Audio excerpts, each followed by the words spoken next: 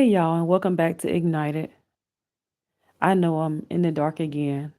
The last video I did for y'all was live and I was in the dark, but pitch dark where you can see anything. You can at least see a glimpse right now. But it's not the focal point of this video, but it does convey the message. I hope everybody is doing good. We're coming up off Valentine's Day, they call it, which was yesterday, and today is the 15th. As the title suggests, what do you do when you have nothing left? You just heard what I just said, right? The last two words. What do you do when you have nothing left? Okay. If you have nothing left, there's nothing left for you to do. I need y'all to hear me because this is hustle culture. This is do what you got to do until you can do what you can culture. This is fake it till you make it culture that we live in. I don't really hear it anymore, but people used to say about 6 years ago, sleep when you die. Okay. Give it all that you have. But I stopped by to tell you tonight, when you have nothing left, you need to get somewhere and sit down. All the ripping and running, what's the point? If you're running yourself ragged, overwhelmed, underpaid, okay, this is the same ripping and running you've been doing for the last couple of years. Where has it gotten you? See, we need to do a better job of taking care of ourselves. I know we're in America. Some of you may be listening from other countries, as I saw in the analytics. Thank you so much for being here. I appreciate all of you all.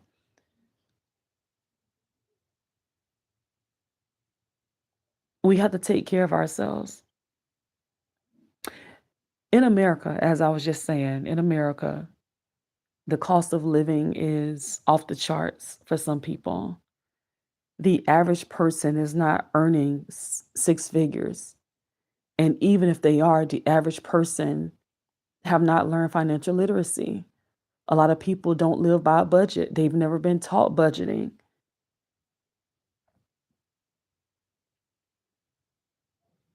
And even with budgeting, some people feel like they're missing out on something when they're not able to get what they quote unquote want.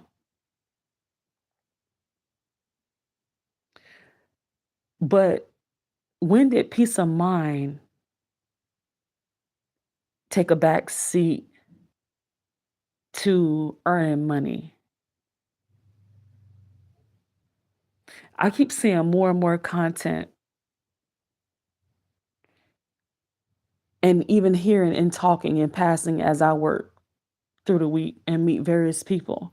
People are talking about giving up their homes, their apartments, and living in their cars. Maybe you've heard this, maybe you feel this way. People are talking about living in their cars, living in a storage unit because the cost of living is so incredibly hard to maintain. Now, I can go various ways with this video, but I'm going to stick to the topic because even what I just said, that opens the conversation for, well, what should we do? Like, if I want to maintain a decent life, what do I have to do? Different. That's a totally different video that we could do. But to sit here and try to compress all of that in this topic will be a bit difficult. So we're not going to do that. When you have nothing left, what else is there to do? You get somewhere and you sit down. You recoup, you rest, you regroup.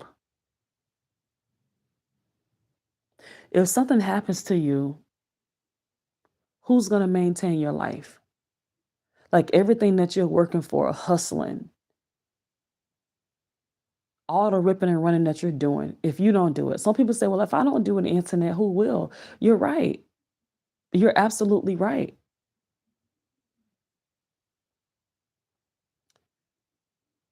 However, people will get along without you. I've seen this, oh my gosh, over and over again. Even young kids, bless their hearts, bless their little souls. This is why it's so important for us to look, whatever you have to give up in order to have peace in your mind, peace in your heart, peace in your family, you have to do what you have to do. Even if it means like downsizing in order for you to be able to sleep at night, in order for you to be able to hold on to some money, you may have to downsize. But that whole belief system of if I don't do it, who will? That's true in some settings. At the same time, there has to be a strategy of how we get things done as opposed to rushing, trying to get everything done. And you don't have anything left for yourself. Whether you want to accept this or not, people will get along without you, even the young children. That's why I said bless their hearts. Because if something happens to you, they may get someone in their life who's worse. They may get someone in their life who's better. Rarely will they get what you gave them, though. And is that the risk you're willing to take to rip, run? And I can talk about this because this is my experience. 2 days ago, one of my daughters told me, "Mama, God will provide." And that's a simple statement, right? And even the people of God who may make that statement, it's a powerful statement. It's a statement that should be taken and received by faith. God will provide. However, when we're out here ripping and running, talking about, oh, we can't sleep until we die. We got to get this money. We got to chase the bag. When we live like that, can you really say that God will provide? Do you really believe that God will provide? Because what room are you leaving for God if you're always in control of what you receive, what you earn? Do you ever sit back and wait for God to do anything for you?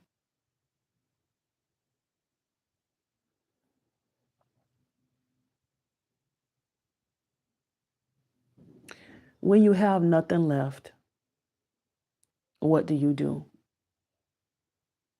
You get somewhere and you sit down. You can't do it all in one day. You can't do it all in 1 week. You can't do it all in a month. We have to space this stuff out, y'all. We all have a lot on our plates. But when we space things out, it gives us time to regroup, read a book, sit out there on your balcony. You know, that balcony, you paid all that money for that loft. You're paying all that money for that home, that apartment, and you're not even enjoying it because you're always hustling.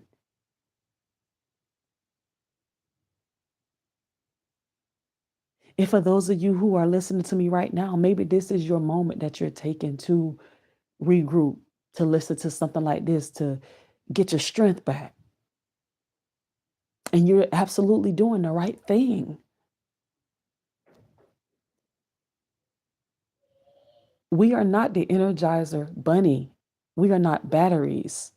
We are a human being that needs rest, that must reset. Sometimes we need people to minister to us, whether that's through reading a book, listening to the radio, a podcast, watching a video. We need someone to minister to us. Watching a movie, that can be a step away from your reality for an hour and a half. We need that. You can't be at 100 all the time. Think about your cell phone that you always have in your hand or in your pocket at your disposal. Even your cell phone has to be charged daily, especially if you're on it all the time. Some people have to charge their phone several times out the day because that's how much they use them. Especially if you're anything like me, in the course of work that I do, I constantly have to do Zoom meetings, okay, Google Meet. And so my phone tends to die quicker because that sucks up a lot of data and it drains the battery when you're on video calls and such. How much more special are we than a phone? If you can take out time to charge your phone every day or several times a day, why aren't you recharging yourself? Yeah, I know that might sound crazy, but when is the last time you sat on the side of the bed, like when you woke up? When you wake up in the morning, what's the first thing you do? Do you grab your phone, check out what's going on, jump up, run to the bathroom, run to the kitchen, get the coffee going? How often do you sit up and take a couple of deep breaths and just slowly bring yourself into waking up instead of hitting the floor, getting into what you got to do instead of grabbing your phone, seeing what's going on Facebook, on Instagram? Before you do any of that, do you ever take the time to take some deep breaths to prepare yourself, to prepare your mind? It's a new day. You made it through the night. You have a fresh chance, another shot at reaching a goal, another shot at finding peace for yourself, another shot at forgiveness. Life is so fragile. Life is so precious. Earlier, as I was driving, I was listening to the radio. I was listening to the gospel station, right? And it was a song playing. And in the song, the man was talking about how we take things for granted. And he said that he was out somewhere and he noticed a blind man like tapping along. And he said at that moment, he realized that all he had to do when he wake up in the morning is just open his eyes. You don't have to look for the stick, nothing special. Just open your eyes. Look how blessed you are. There are some people who are laid up right now in the hospital. Some people are at home in wheelchairs, or they're laying in the bed paralyzed, neck down, paralyzed, waist down. All you had to do is wake up and just jump up. And this is what I'm saying. Just jump up, going on about the day, going on about the day. You haven't allowed yourself to reset, recharge, none of that. You just running your body down, not grateful to God that you're fully independent. Look how blessed we are. Look how blessed you are.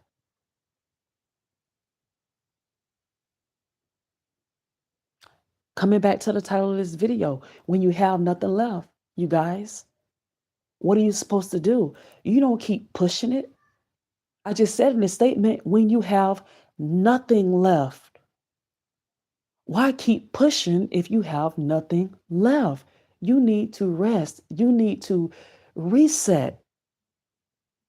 I don't care what your supervisor is telling you and the pressure they're putting on you. Trust me, if you end up in the emergency room, if you end up on the side of the road in a body bag, your job posting will be on the board before the 5 o'clock p.m. Y'all excuse me.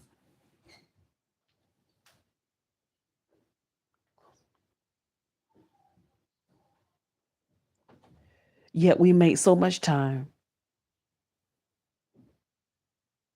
for the same people who don't give a crap about you. Burning yourself out, wearing yourself out. It's just not worth it. For those of you who jumping on, I mentioned earlier, it's almost like an epidemic of people who are talking about they're just tired of it now. They're tired of trying to achieve the American dream. It seems unreachable. It seems unsustainable.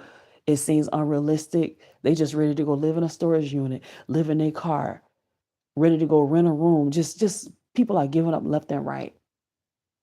They're just exhausted. But just because everybody else is doing it, just because it's the traditional way to live, it doesn't mean that you have to live that way. Who says you have to have a 3-bedroom home, that you have to drive a luxury car? You don't have to do that, you know? I heard a celebrity saying a couple of years ago she haven't driven in 7 years. Somebody said, well, she's a celebrity. She had the money. Wrong. That's part of what she was talking about. She was talking about how she's hit the rock bottom. She wasn't driving when she had money. And now that she's trying to rebuild herself, she says she takes public transportation. She gets rides. She does Lyft and Uber, carpool. So everybody isn't doing the same thing.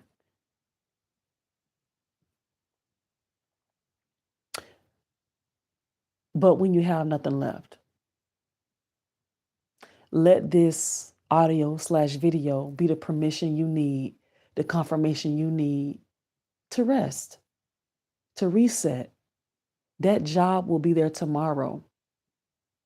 Other careers and vocations will be there tomorrow. In the city that I live in, it's 5 universities here. You can always go to school and get another degree. And as I mentioned, you don't have to do what everybody else is doing. People say, well, I can't go to school. I don't have the money. I don't want to take out a loan. You don't have to do that. I have a classmate right now who wrote a book a couple of years ago on how you can get through college free, giving you the game, no gatekeeping. And her brother is the testimony to that. She put her baby brother through school and gave you the tips on this in her book. Not only that, I myself, I have an associate's degree. Came out of school with no debt. So it's possible. I don't have a loan. And I'm in school right now for a higher degree, and I still haven't came out of my pocket. I mean, for the admission fee, I paid for admission. But outside of that, I haven't spent a dime on classes. So, baby, there is a way. It don't have to be, like I say, what everybody else is doing. When we learn how to rest and reset, as the title suggests, once again, I'm still talking about the title, when you have nothing left.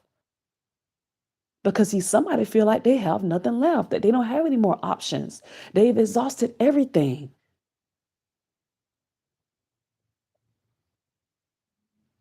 It may be because you're doing what you've always seen. Let that die. Tap out of that. Choose to get off the carousel ride.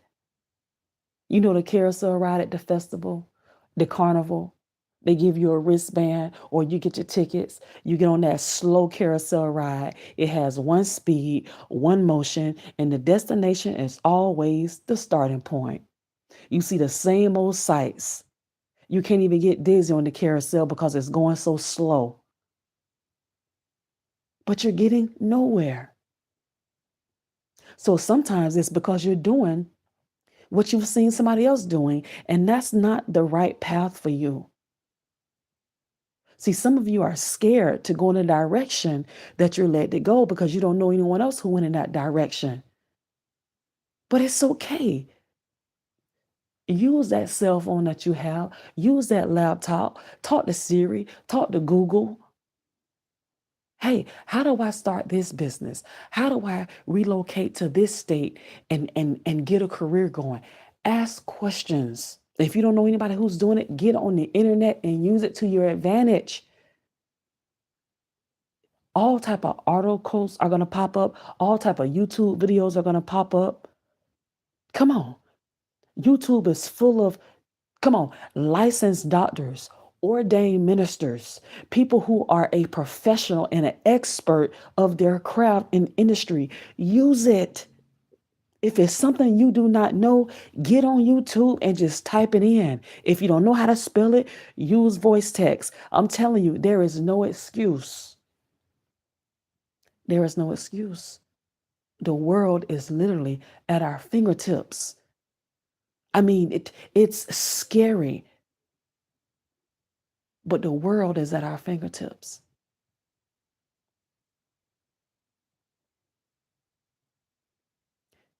When you have nothing left, rest, reset, reboot. A lot of answers come when you get rest. Solution and ideas come when we rest.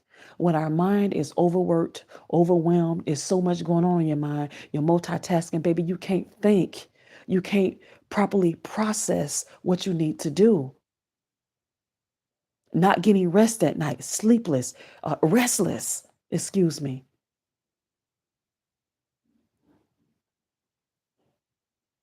No wonder you keep overbooking yourself, putting your word out there and messing up. You need to get some rest. No wonder you're snapping on this person.